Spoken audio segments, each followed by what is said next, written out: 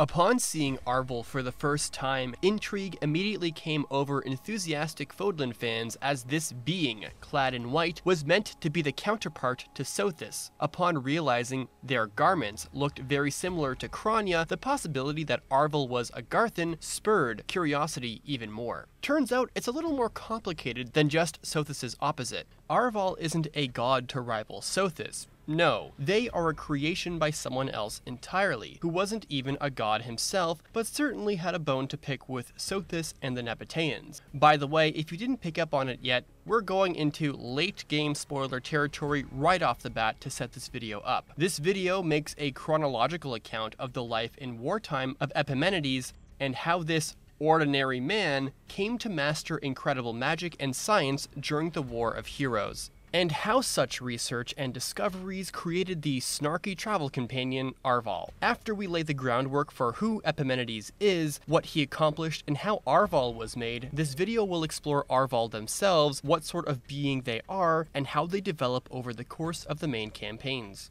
Who is Epimenides? Epimenides is an ancient Agarthan leader and scientist who hijacked his own body to become powerful, all for the sake of aiding his people against the children of the goddess. His existence was maybe even implied in Three Houses by Fódlan, as he's the only being the Slitherers knew of who had survived and escaped the darkness of Zaharos before Byleth in Three Houses later added themselves to the list. He is also allied with Talus, as he mentions him by name during a battle in the War of Heroes. Similar to other Agarthans, he is very cold and calculating, calling Nemesis a worthless beast. But at the same time, he deeply cares for his own people, swearing to protect them all in his own way. And like his fellow Agarthans, he hates Sothis and the Nabateans. He was very interested in mastering the secret behind rehousing souls as a way to save his kin, and thus allowed them to cheat death as long as they could get themselves a new body. For this reason, Epimenides began the experiments by using his own soul first, as he wanted to master the process before technology could be used on others in case something went very wrong. The end result of his work was Arval, an artificial soul who looked like Epimenides and carried his powers but had none of his memories that they could recall, which Arval themselves describes as some kind of amnesia, sharing only with their creator his feelings towards Sothis and a belief in destiny, both which they cannot explain. With this success at hand, it's possible that Epimenides later hosted his own soul on a core, an object that seems to house special Agarthan powers and evidently is used to sustain the lives of the Agarthans long past their expiration date, within his body. In spite of his success, Epimenides ended up losing Arval in an accident and was convinced his creation had been lost for good. He later participated in the War of Heroes and aided Nemesis's fight against Seiros and the Adrestian Empire. At some point in the war, he and his troops were confronted by Seiros and, as seen in the first movie of Three Hopes, was destroyed completely by her dragon form's breath. And this is where his story would have ended if it wasn't for Arval. It's revealed in one of the secret chapters of the game that, unbeknownst to Epimenides himself, a vestige of his soul was carried out within Arval, unintentionally making his creation his backup.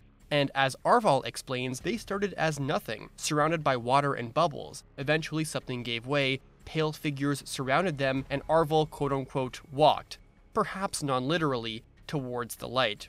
Whereupon, as far as we know, nothing would happen to them up until Shez and Byleth's first fight awakens them, and while it might seem we know all there is to know about Epimenides and his experiments, there are still lingering questions within the base game that are not answered, like, how did Epimenides lose Arval? The conversation in which it's mentioned Epimenides lost Arval is not clear how it happened beyond the fact that it was an accident. From Arval's point of view, they seemingly were in a tube and fully submerged in water for a time when one day some shadows freed them, and that this somehow led to them being lost to the waters, which may or may not be literal. Why does no Agarthan know who Arval is? Every important Agarthan Shez fights in Three Hopes is visibly confused over how they can use Epimenides' powers, but not only that, Mycen himself in Azure Gleam suspects Shez might have Epimenides' core in their body, and later suspects that they might have switched sides. But given the guy was completely vaporized by Seiros, this implies that almost no one from the Slitherers besides Epimenides himself knew Arval existed. The only one who seems to notice something is up is Talus,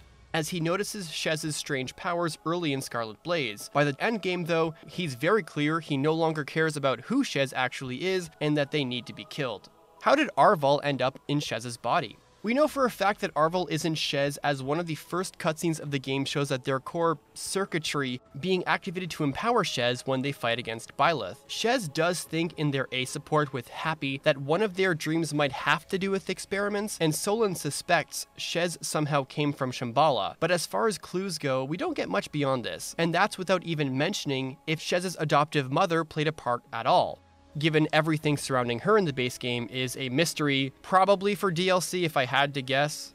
Arval, the travel companion. Upon Arval's awakening in Shez's conscience, they literally don't know what they are or what their purpose is. What they do know is that they dwell within a realm bordering on dreams and reality, and that Shez, as the youngster repeats throughout the story, is their partner in destiny. They don't know why this is important, it just is. And as their partner in destiny, Arval serves a similar role as Sothis once did for Byleth, rescuing them from their own certain demise over and over again. As Arval states, annoyed, they already saved Shez from certain doom many times during their journey to surpass Byleth and avenge their fallen comrades of the Burling mercenaries. As Epimenides was a brilliant mage and scientist, Arval possesses the same analytical mind. And as Epimenides was a high-ranking leader in the War of Heroes, Arval themselves is a very intelligent being who is easily able to come up with a good battle strategy, like coming up with the idea to invade the kingdom by sea. He often quizzes or outright tells Shez an idea, and Shez is the one who announces the plan to their comrades. They literally call themselves the brains of the duo, like when they plainly tell Shez what the right move is when the Alliance is responding to Ferdinand's force with a strike at Berkeley's territory. They're also capable of understanding complex scenarios with ease, like breaking down the consequences of Dimitri's actions by not surrendering himself to Cornelia and to fight for his life instead. And despite not being a natural living thing, they are capable of understanding emotions and they are empathic.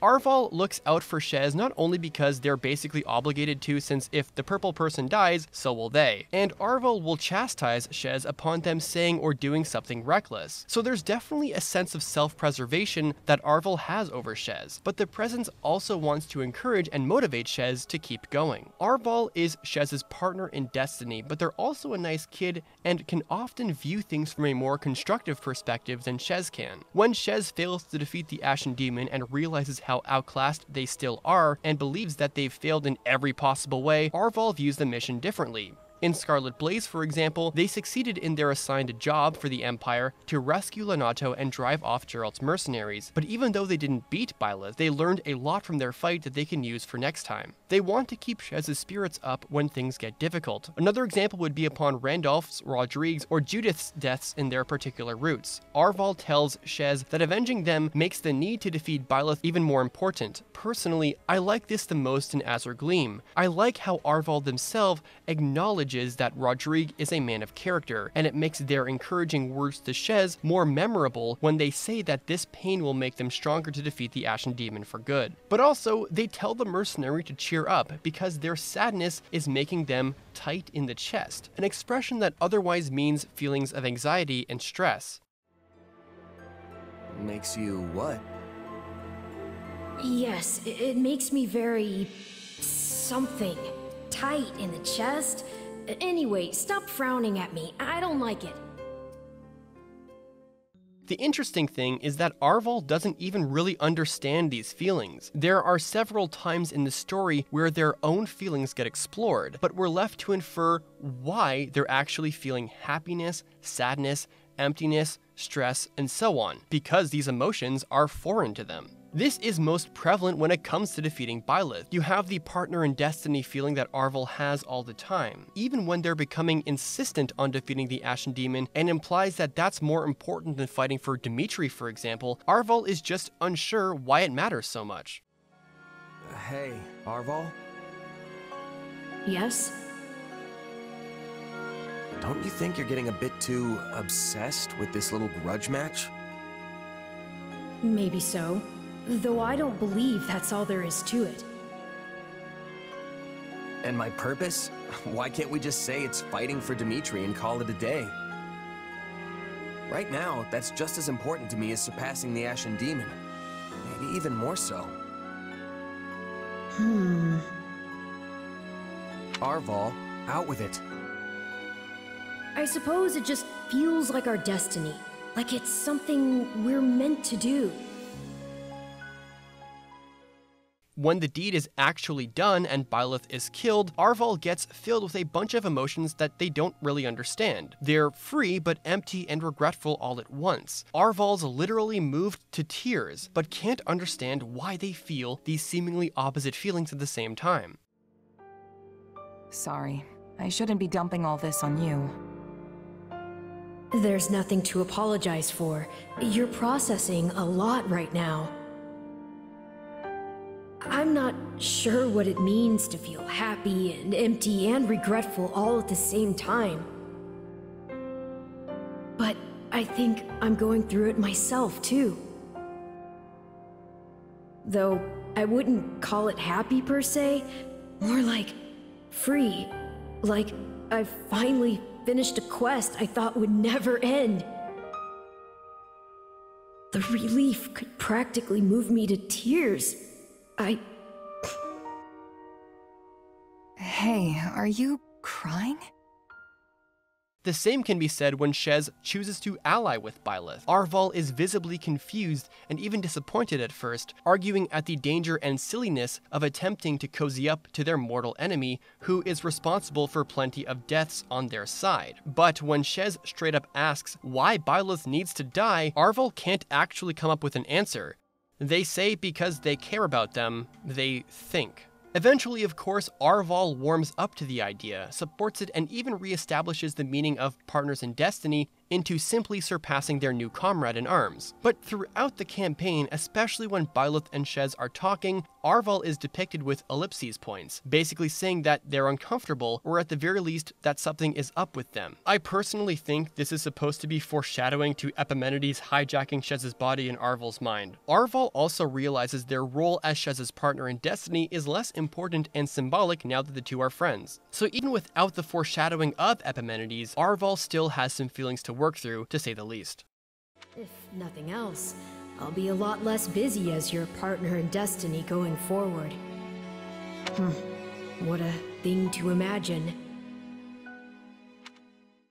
These confusing emotions Arval feels reach its conclusion when Shez fights and defeats Epimenides in Zaharas, whereupon Arval looks at Shez one last time before vanishing forever.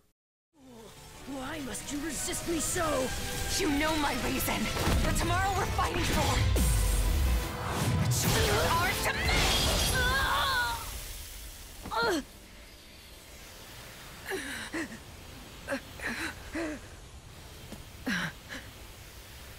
It's incredible.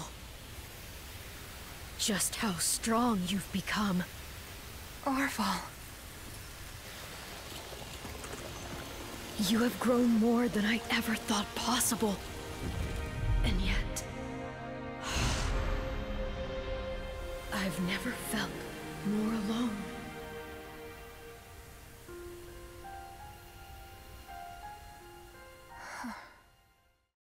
It might seem like a silly question at first, but why or how does Arval feel these specific things? Emptiness, loneliness, anxiety, happiness, and so on. The answer is a bit more interesting than because it's Arval's personality. Arval is quite literally a backup of Epimenides' soul, and as such, they kind of are Epimenides to an extent. Arval has extremely vague memories and inexplicable feelings that belong to him. We see this with Arval's inexplicable need to bring salvation to the world through Shez. Arval doesn't understand their own abilities and combat prowess, but more explicitly, they have incredibly vague memories, almost like amnesia, of people and things. This is evident from their battle lines if they're deployed in New Game Plus at the Record Keeper when they say things like this.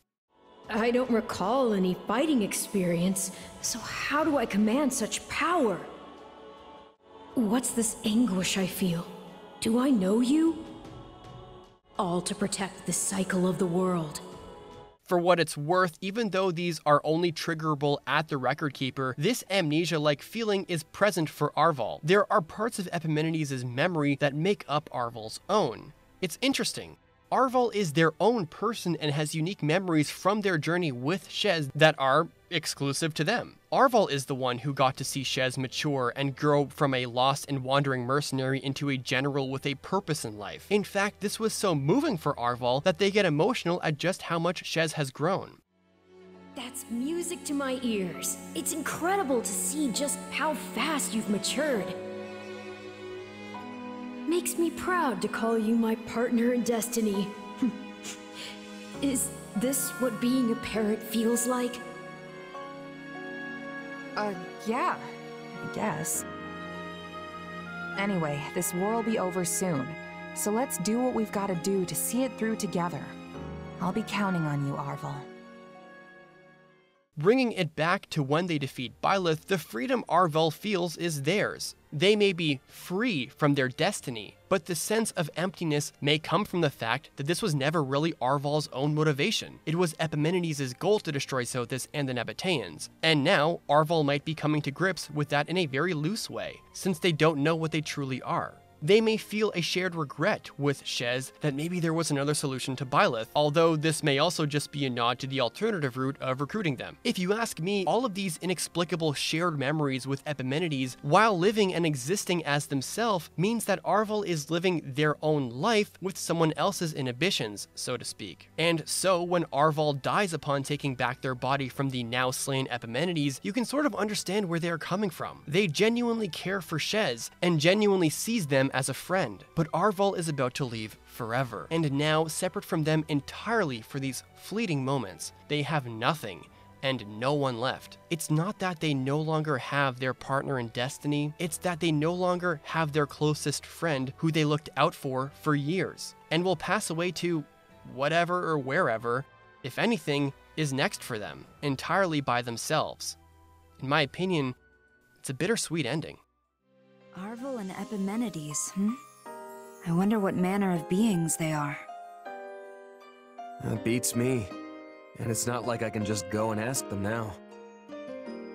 Honestly, I kinda wish I'd talked to Arval more, now that I can't. That's how these things work, sadly. When you're ready to talk, the person you want to talk to is no longer there. Observing the relationship that Arval and Epimenides have with one another is also significant both when they're sharing screen time and when Arval talks about him. For the prior setting, it's interesting to think about how Epimenides views his creation. A Fleeting Dream is the cutscene where the two interact. We've already discussed how Epimenides created Arval, but something worth digging into is how Arval sees Epimenides and how they simply accept their fate. I am to become you. That's why I'm here. That's why I've been compelled to remove any obstacle in your way. Only by destroying the abomination inside the Ashen Demon can we bring salvation to the world. So you understand. Then return that body you two share to me. It pains me to do this to you, but alas, all was written from the beginning. The scene ends here, and Arval forfeits their remaining agency to Epimenides altogether. But it's a bit odd, isn't it? Epimenides hijacked Arval's consciousness and their best friend's body to slay Sothis. And yet, here Arval is, simply acknowledging their purpose in their existence without any hesitation at all. It can make one wonder whether their quick concession without any objections was something the writers didn't think about. But not assuming that, it can be a reminder of what Arval is. They were created to serve a purpose, and for the longest time, they didn't know what it was besides that Shez was a part of it. In addition, Arval is a fragment, or fittingly to the name, the larval, unawakened state of Epimenides. So perhaps the realization of their purpose being finally fulfilled and the answer of "who am I?" was achieved, and what stood next was serving that purpose, as if their time with Shez had finished, and the next step to Arval's existence was to bring Epimenides truly back to the world, destroy the abomination inside the Ashen Demon, Sothis, and save the world. Epimenides acknowledges that Arval correctly understands the reason behind their existence, but can sympathize with Arval. He knows he's about to effectively rob Arval of what agency they had left, but nonetheless, it's something that they both agree must be done. It was Arval's destiny to bring Epimenides back to the world. It's admittedly difficult to concede that after all of what Arval and Shez had gone through, Arval just accepts their fate without hesitation. Epimenides had been completely hostile to Shez and their allies before the two beings even have this conversation. It makes one wonder why Arval views their purpose as basically a benefactor for someone else than protecting their partner in destiny, an actual friend who saw them mature and grow. Forfeiting agency notwithstanding. Fortunately, in my opinion, there actually is more to it than that. I did notice one thing. What's that? It was when we were fighting and you were being manipulated. It seemed like Arval was trying to keep your body from getting hurt. They could have fought more recklessly. I don't see why it would have made a difference to them, but they were making sure you weren't harmed. Come on, that's not protecting me.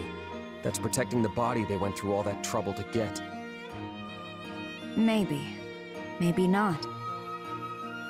I guess Arval's the only one who knows the truth. Or as the Saros folks say, only the goddess knows, right?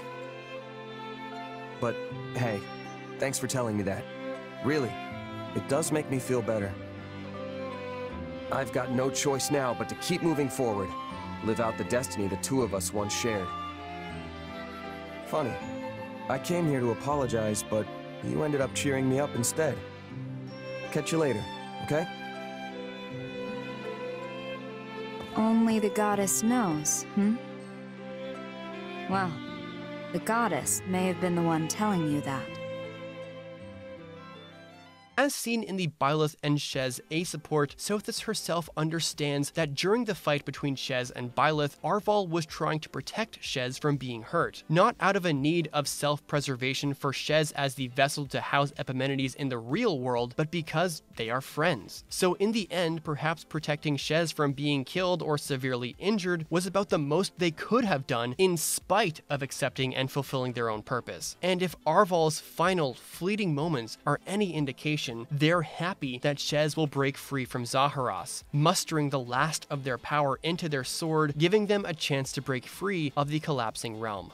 I would imagine the conclusion of Arval's character arc in the Byleth recruited endings are the most contentious. I suppose you could wait if DLC were to be announced for the game though. Personally, I think there's a lot to consider. Usually when destiny or fate is a theme in Fire Emblem, the heroes are the ones who challenge what is predetermined. Lucina and Chrom come to mind. Leon from Sacred Stones trying to stop his country from being destroyed by an earthquake. I think it's something to think about for Arval, who subverts the expectation. They finally come to understand their purpose and fulfill it. Maybe Arval never had a choice but to allow their creator to overtake them. What were they supposed to do anyway? If you ask me, it's nice to have solace in knowing that in their final moments, the young traveling companion made one final act for their friend.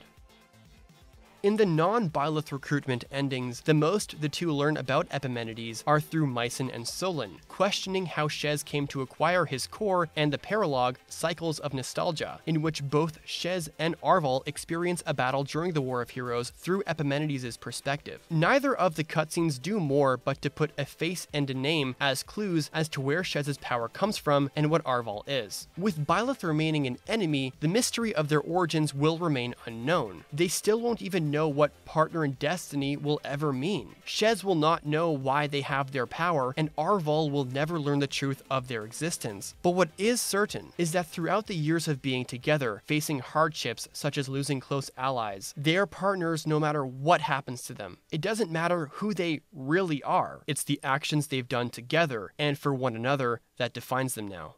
Now that we've fought Mycen again, I think I get it. And this power, it's the same one they have. You felt it too, right? The guy he mentioned before, Epimenides. He's... Me? At least all signs point to that. Say, do you detest me? Detest the fact that I share their power? How could I? After all you've done for me, it doesn't matter who you are. You'll always be my partner in destiny, Arval. Whatever the truth is about us. I'm me, and you're you. Nothing's ever gonna change that. And what if you lose control and have to be slain by the very friends you hold dear? We can cross that bridge when we come to it. But if that's what they've got to do, so be it. Until then, I'm gonna keep doing everything I can to help. I'll defeat that demon and protect my friends. People and priorities change. Of course the two would want to learn more about their origins, but they won't let the unknown define them, and neither will they fear it. Whatever their destiny actually was, as far as they're concerned, it's up to them to forge their own. This video gave a breakdown of the history of Epimenides and an explanation of who Arval is and how they came to be. I can personally see how some players could come across Epimenides and Zaharas and find this to be quite a random twist of events that end as abruptly as they start. So hopefully this video not only made sense of it all, but also gave context to appreciate those scenes a little better. It's a pretty big WTF just happened moment, so yeah. With all this being said, I am quite a fan of Arval. I do wish they or Epimenides had more time with Byleth and or Sothis, as while I do appreciate the character, I really hope we see Arval and Sothis interact somehow. It's a long shot, but hopefully DLC at least attempts to do something about it. I'm not holding my breath though. You can't really tell with this company literally ever. I suppose now the question is,